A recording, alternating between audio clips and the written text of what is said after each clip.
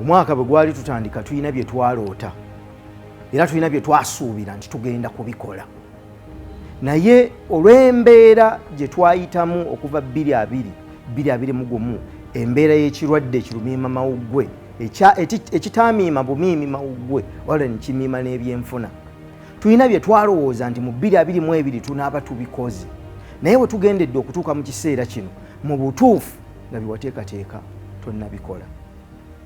Obulamu Katonda bw'aba akyabukuwadde nga bulamu era nga tebuliimu kusoomooza kwonna, ebirooto okyalina era okyasobola okuloota ebirooto ebipya, buli nkomerero era nga entandikwa empya.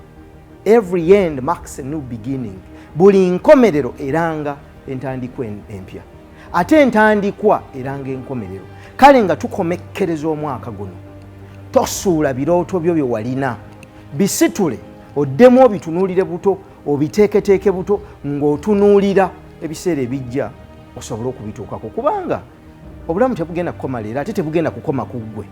Ebirooto ebyo bisitule obigabanyeeko n'abalala, naye osigale ng'okyabiteekateeka okusobola okubituukiriza era kikyasoboka.